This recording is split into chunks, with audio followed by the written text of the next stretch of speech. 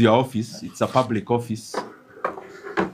And I am happy that you've been able to raise very important matters through you from this platform. I was with you yesterday, some of you. We felt it is important we again call you today because the country needs our voice and our actions as leaders. The main reason I called you is on the fuel prices and crisis that is there in the country now. And I called you here also to provide practical solutions on how we can try to lessen the burden from the Kenyan people.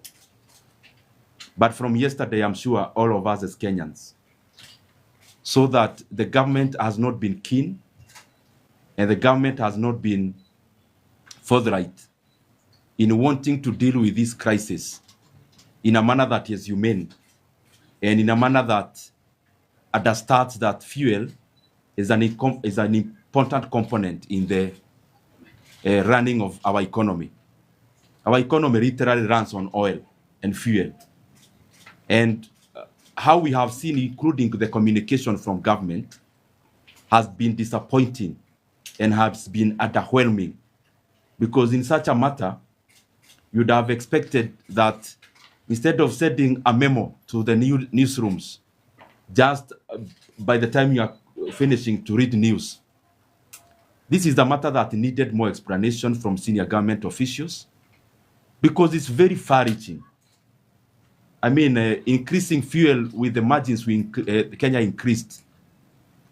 I am seeing, if you don't mind, maybe the ones who are here, naona kama you can try not to obstruct the others, or maybe hapo kando kidogo, tafadhali.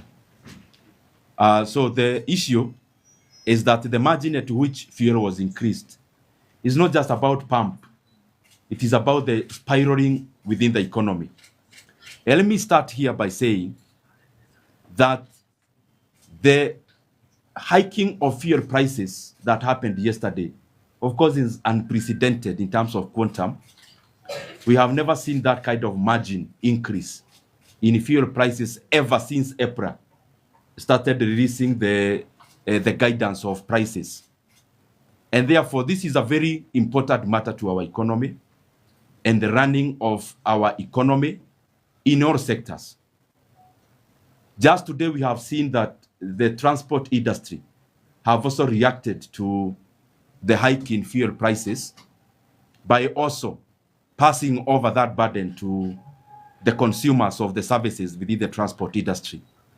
That is also likely to also happen in manufacturing.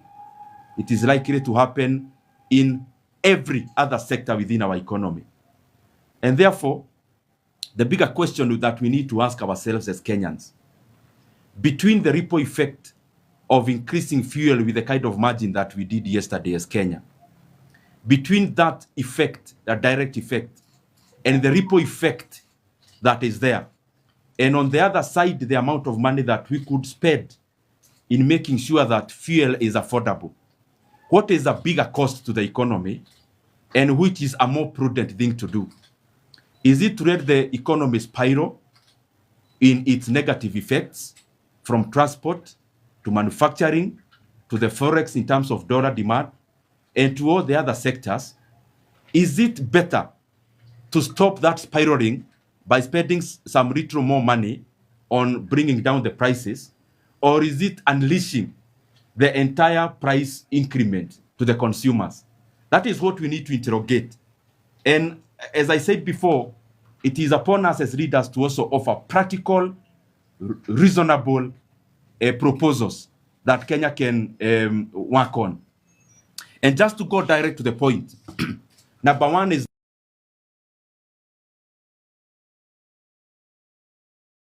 joke taken too far by the government. 3% is inadequate. It is not addressing the issue on the table. Secondly, is that the people of Kenya expected the government to also talk about lowering fuel levy. And number three, the subsidy that was provided yesterday through the fuel stabilization fund is overwhelmingly inadequate, and we need to do something about it. So I have 3 proposals based on what we need to do as Kenyans now, without necessarily waiting. I have kept talking about this issue for the last 1 month because this was not an emergency that happened to Kenya. We have always known from the 28th of February that we'll need to think and do something about the fuel crisis. The fact that we had to postpone offering solutions up to yesterday evening, almost at midnight, just shows how casually the government has been taking this matter. So, as I talk about these 3 proposals, I request those who are concerned. This is not the time to chest dump and show Kenyans who knows what more than who. It is the time to present credible solutions to the issue that is the Kenyans are grappling with today. The number 1 proposal that I have, and wholesomely, the practical proposal we have can reduce fuel prices by 27 shillings today without hurting anyone. One is that we need to reduce our VAT by an extra 5% now. And that extra VAT of 5% will mean that our fuel prices will go down by, on that segment alone, by around 8 shillings. The second proposal is that we need to de-gazette the 7 shillings that was added on fuel levy in the year 2024.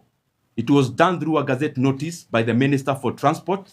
The same way, he needs to give a gazette notice today before the close of today.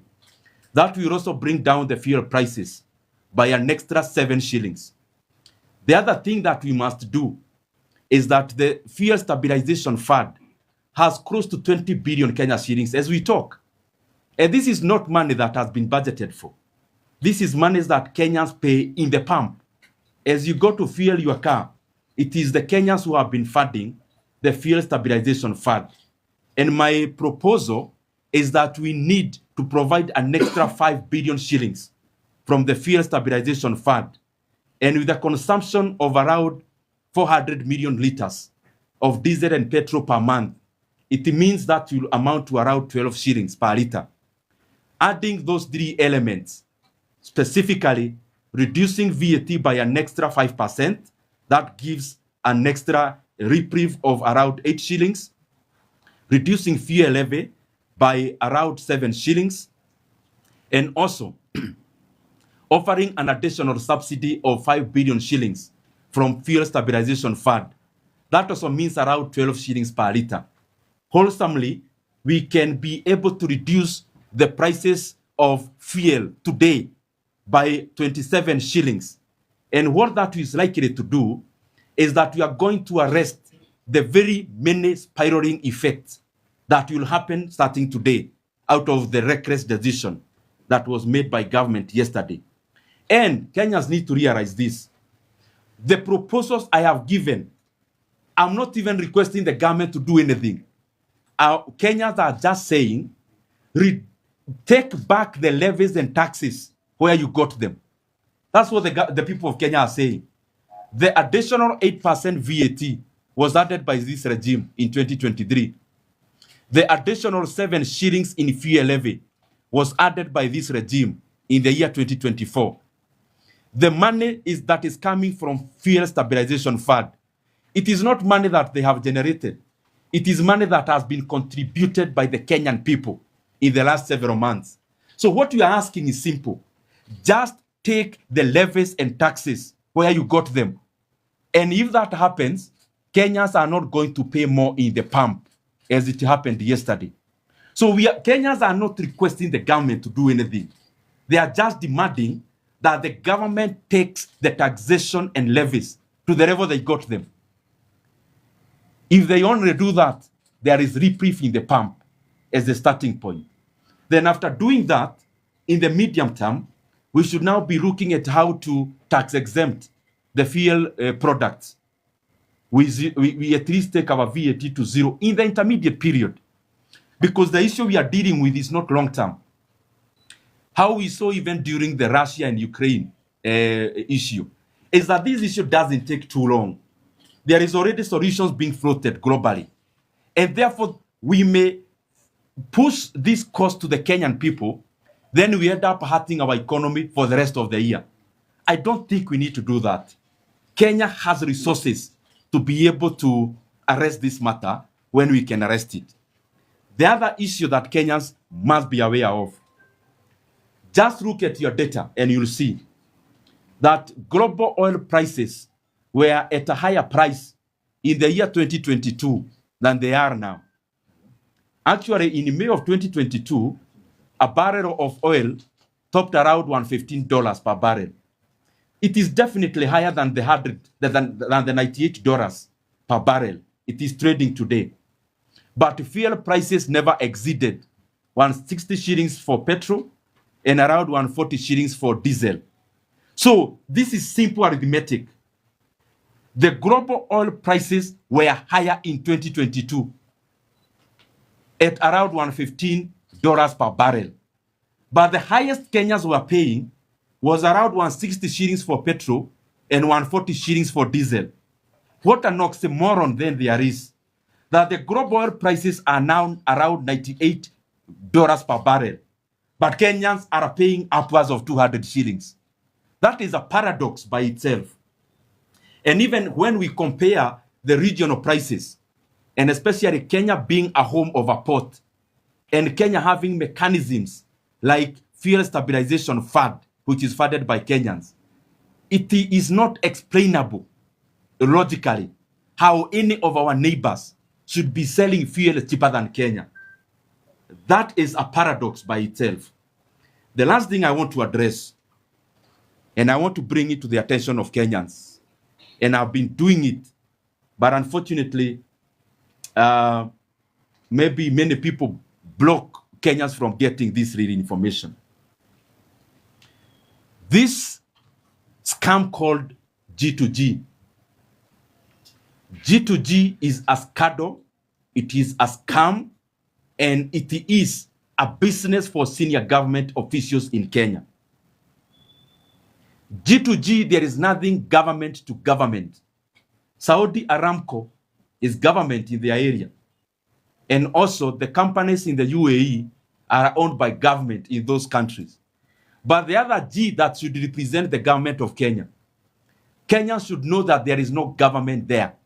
These are self-interested, greedy leaders who are profiteering from G2G as Kenyans brace themselves with the pain at the pump. G2G, I want to repeat, is a kiosk. It is a business enterprise. It is a profit machine for senior government leaders in Kenya. And the companies that handle 75% of G2G volumes, the ultimate beneficial owners of these companies are the same people who added fuel prices yesterday. That for them, they would rather make profits from their G2G arrangements and illegal businesses, but Kenyans to shoulder the burden and the cry. The most unfortunate bit is that they have now extended that grid from now downstream to midstream to all the levels of fuel production in Kenya. That the same cabal in government who are profiteering from G2G, they have now taken Kenyans' resources in Turkana. That the oil in Turkana does no longer belong to Kenyans. It now belongs to greedy leaders. The same people profiteering from G2G, they have now stolen the Kenyan fuel and oil in Turkana. They are now exploring it and exploiting it for their own personal benefit. It is a big shame. And Kenyans cannot continue to be led in this kind of profligate and unabashed and uncontrolled greed. G2G, for avoidance of doubt, is a scandal. And the people who you see there purporting they are the owners of those companies are not.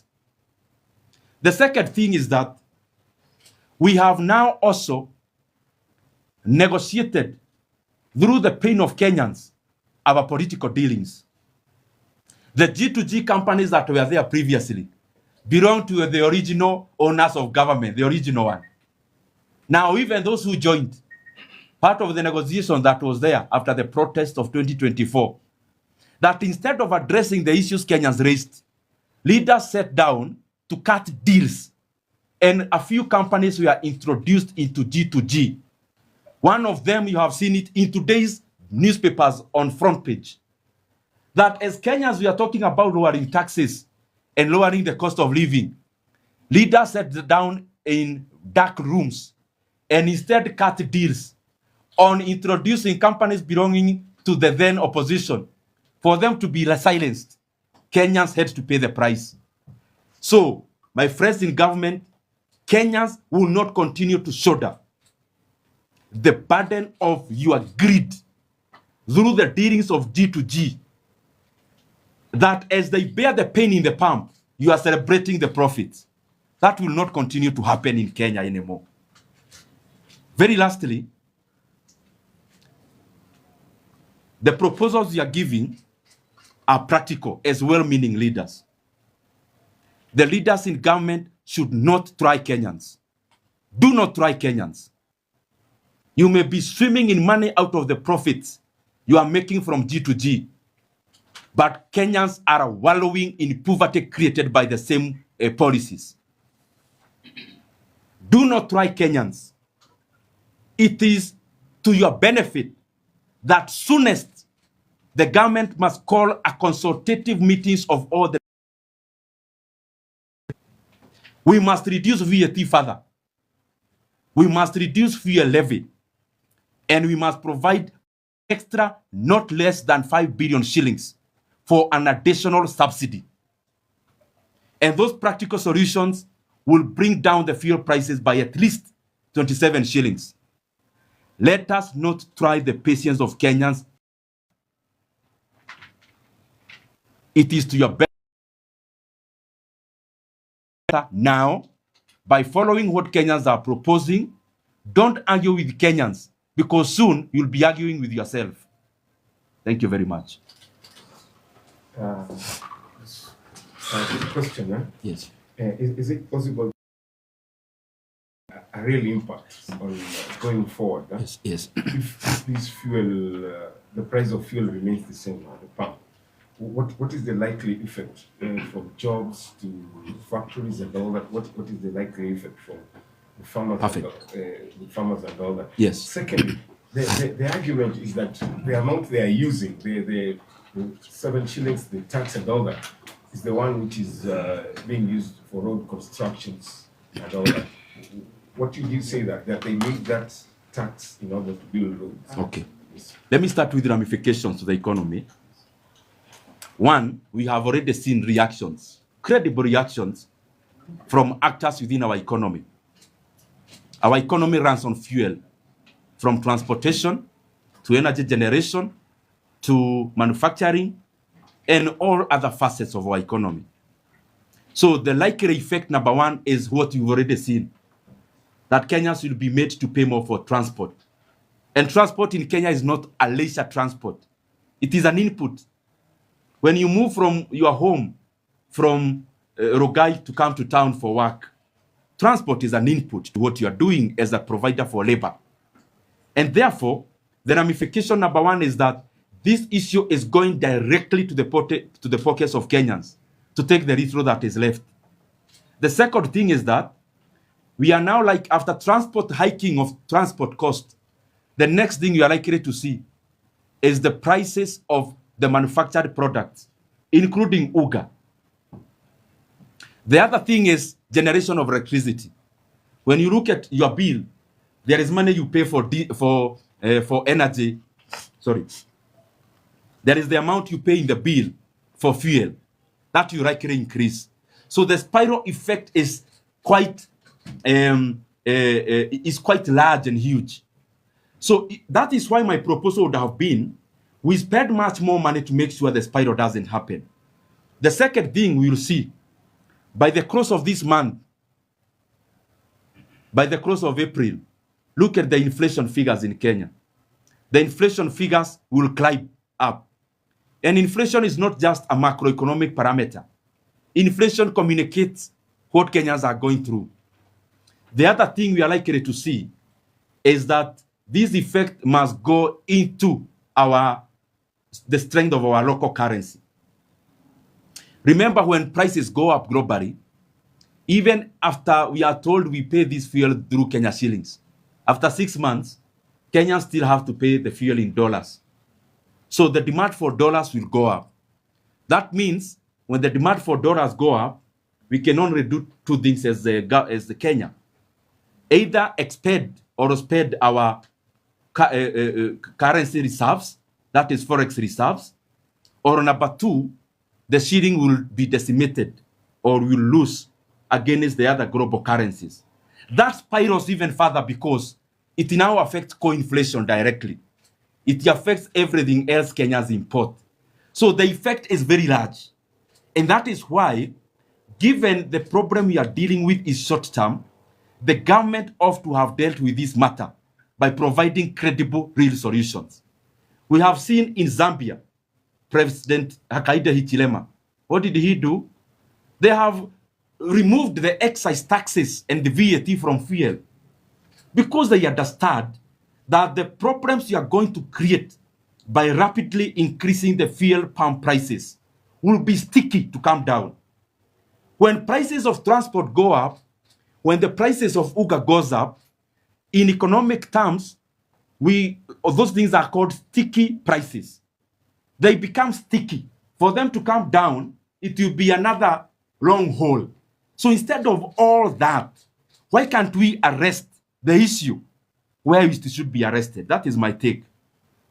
The other question about the 7 shillings fuel levy. The government has been telling us that the 7 shillings securitized. Number one, they got embarrassed in Washington, D.C. during the spring meetings because the World Bank and the IMF told them that the money they purport to have securitized from fuel levy, they told them that that is an illegality. And they told them that those are illegal debts. So we are first of all dealing with an illegal thing. Securitization of the 7 shillings was illegal. So the banks that participated in that illegality should pay for their greed also. The government must not pay for the 7 shillings. Those that are not just debt, the state or the sovereign has no credibility in servicing an odious debt. IMF, they told our delegation, they are there in the US, tens of them. They had gone there purporting to be people from the National Treasury.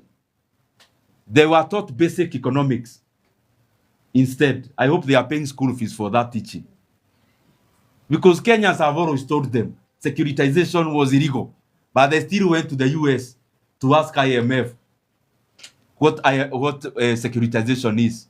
And the IMF told them the people who participated in it should be nowhere near the management of public resources. So that is what should happen. And not just debt is an illegal debt. The sovereign is not obliged to service odious debts.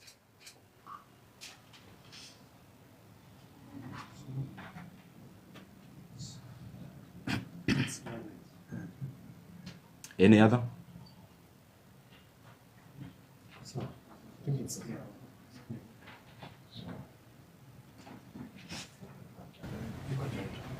So maybe kwa Kiswahili 1 minute.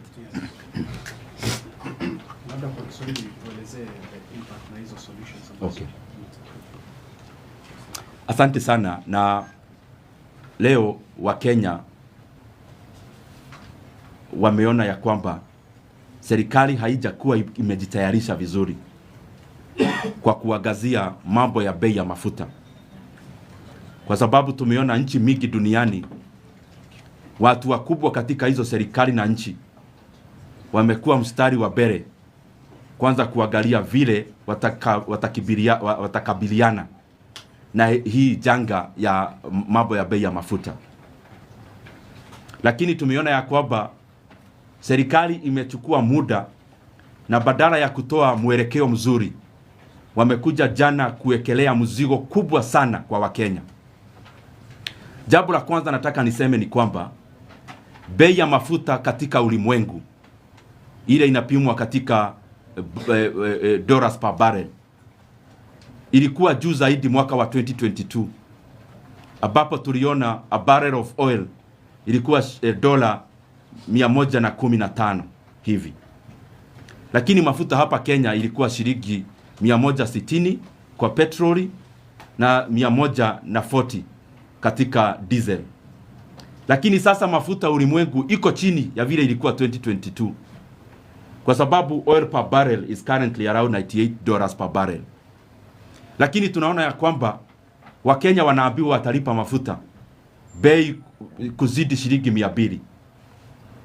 How comes mafuta ya 2022 ulimwengu ilikuwa kwa bei kali, lakini hapa Kenya ilikuwa chini zaidi? Kwa nini wakati mafuta iko chini more than 2022, Wakenya ndio wanaongezewa bei much more than in the year 2022? Jambo la pili ni kwamba watu wenye wako katika serikali wanafaa wajue hii mambo ya bei ya mafuta sio bei ya mafuta peke yake. Hii ni mambo ya uchumi ya Kenya. Tushaanza kuona ya kwamba uchumi wa Kenya umeanza fighting back. Tumeona kaka zetu, dada zetu wako katika transport sector already wameongeza bei ya nauri. Na sasa hiyo ni kuonyesha ya kwamba Wakenya tu ambao wako chini zaidi wanaendelea kufinyiliwa zaidi, kwa sababu ile pesa wanalipa katika nauri inatoka tu kwa mfuko ya Wakenya. Because the spiraling effect ya hii mambo ya mafuta sio tu kufuel gari, itakuwa kwa vitu mingi. Katika mambo ya transport tushaona, katika mambo ya manufacturing tutakuwa tunaona hivi karibuni hata bei ya unga. Inflation figures katika hii mwezi wa April tutaweza kuona ya kwamba itaenda juu katika mwisho wa mwezi. Every sector katika uchumi wa Kenya, the economy of Kenya is carried through fuel. Na kwa hivyo ingekuwa ni vyema serikali waone ya kwamba bei ya mafuta tu sio kuweka tu kwa mafuta ya gari, inabeba uchumi wote wa Kenya. Na mimi kama kiongozi napeana practical solutions vile Kenya inafaa ifanye. Ndio hii mambo ya mafuta tuishikilie, kwa sababu ni ya muda. Tuishikilie kwanza.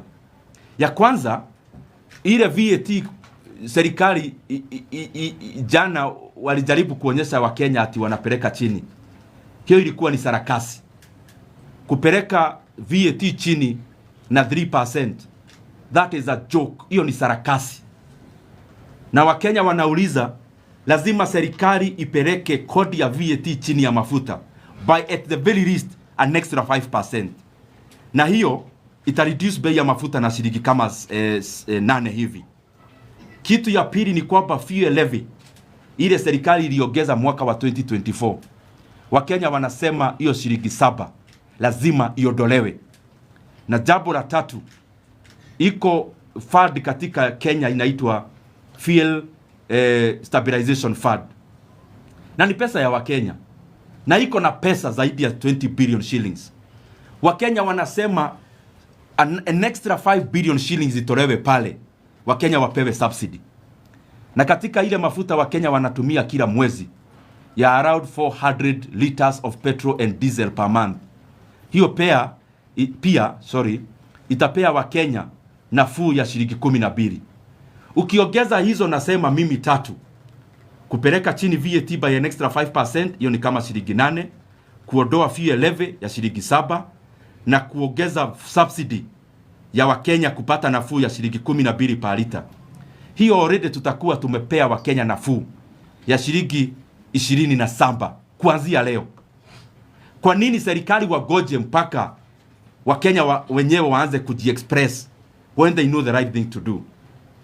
Na hiyo mambo Wakenya hawaulizi serikali ifanye jambo lolote. Kenyans are just asking serikali wapeleke kodi ya mafuta kwenye waliipata. Ile wameongeza wenyewe waondoe. Ile walipata ni sawa. Na wakiondoa tu ile wenyewe wameweka, tutaweza kuondoa bei ya mafuta na shilingi 27 leo. Na jambo lingine nataka liongeze ni kwamba hii mfumo tunaambiwa inaitwa G2G ni ukora na biashara ya wakubwa hapa Kenya. Itakuwaje wa Kenya wanalia mafuta iko more than 200 shillings na viongozi wako serikalini ndio wenye kampuni za G2G? Ati wao sasa wanahesabu faida, wa Kenya wakilia wakiweka mafuta. The leaders of Kenya, you should be ashamed of yourselves that you are buying money printing machines ya kuhesabu faida yenu ya G2G wakati wa Kenya wanalia wakiweka bei ya wakiweka mafuta na bei ya juu. It is a shame, na ya kuonyesha ya kwamba wakora tu wenye wako katika G2G wanapata faida wa Kenya wakilia. Sasa wameenda Turukana, wameiba mafuta ya Wakenya ya Turukana, sasa ni yao binafsi. How much is enough? How much is enough? Kwani mwanaume moja tubo inatoshana nini ukule kila kitu hii dunia? G2G unakula faida wa Kenya wakilia. Mafuta ya Turukana, instead ya isaidia watu wa Turukana, umechukua umeiba ni yako. How much is enough for one man? Asanteni. Mheshimiwa, just one. Yes. My name is Mike from TV47. When this regime got in, VAT ilikuwa ngapi? VAT ilikuwa 8%. Wakaongeza to 16%. Yeah. Na ndio maana tumefika hapo tuko saizi. If at all they reduces this VAT to 8%, when Uhuru was leaving the presidency, yes, mafuta ilikuwa 159 shillings. Yes, 159. Why will it be by 27 shillings? Because imepanda by 27 shillings. Yes. If 8% itatolewa irudi 8% VAT, then tunafaa turudi pale kwa 159. Yes. Right? I agree with you. Kuna vitu kadhaa na Kagongo, hiyo ni swali mzuri. Anauliza tukiondoa kodi ile serikali hii imeongeza. Hata Wakenya hawaulizi tunauliza tu ile kodi hii serikali imeongeza, waondoe tu hiyo. Kagongo anauliza bora mafuta itirudi 160. Na hiyo ni swali mzuri sana. Ni kwa sababu tumeongeza vitu zingine. Ukiangalia excise tax, angalia VAT, angalia pesa ilikuwa inapeanwa ya subsidy was a little higher that time. So vile nataka niseme ni kwamba kulingana na hiyo swali, the intervening period, bila kugoja sana, kwanza turudishe VAT kwenye ilikuwa 8%. Hiyo peke yake itaondoa kwanza kodi an extra other than the one that was given was purportedly given yesterday. Itakuwa shilingi 8. Lakini kumbuka ya kwamba fuel levy pia imeongezewa na shilingi 7. So hiyo ni pesa ingine direct to the liter of fuel. Hiyo ni shilingi 7 iliongezwa 2024. Lakini hii pesa ya fuel stabilization, Wakenya ni vizuri waelewe, si pesa hata itawekwa katika bajeti. Ni pesa wao wenyewe washalipia kwa mafuta miezi ambayo mafuta ilikuwa chini. So that is money that is also available. So the practical reasons we are giving ni kwanza mafuta isiongezewe, then tujiulize itarudi vipi vile ilikuwa 159 wakati Uhuru Kenyatta alikuwa anaondoka. So what I have given is practical that it should be done now. And then in the medium term, in the next month or two, then we start talking about reducing VAT further, kama vile tumeona nchi kama Zambia, kama vile tumeona nchi zingine zikifanya kwa niaba ya kujali uchumi wa nchi zao.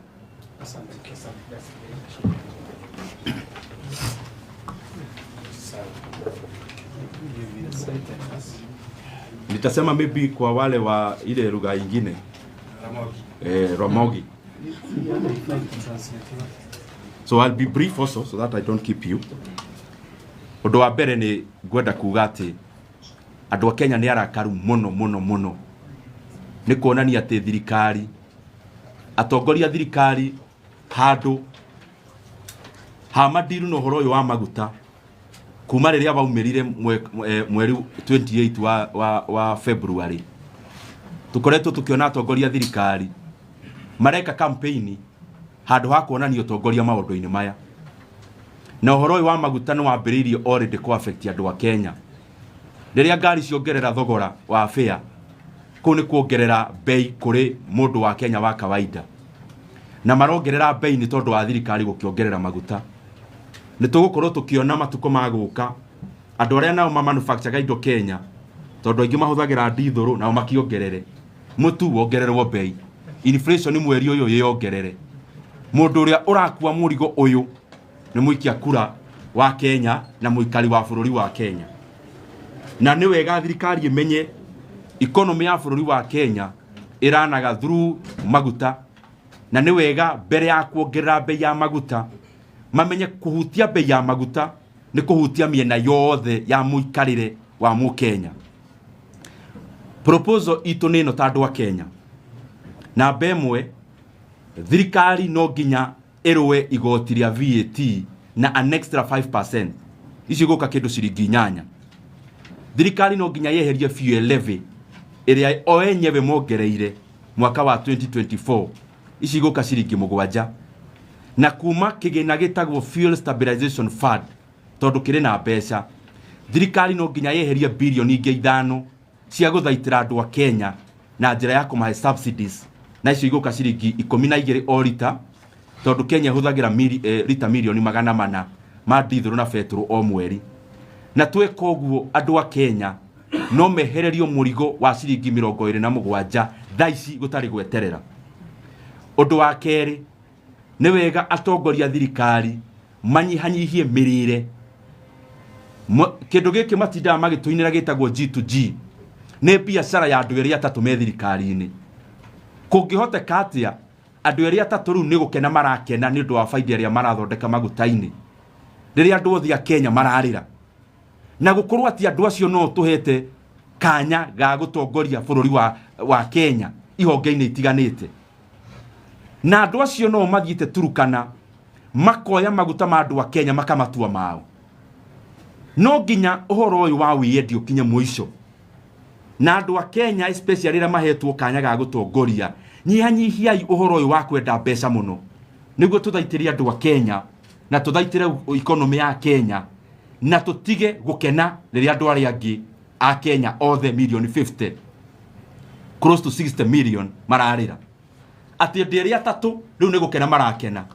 ni undu wa bei ya maguta kuongererwo tondu G2G ne yao riu ni marathondeka faida nene riria andu million 60 ya Kenya mararira atongoria Kenya no ginya manyihanyihie uhoro uyu wa kwenda muno no uhoro uyu wa kwenda kuhinyiriria andu a Kenya. Ero kamana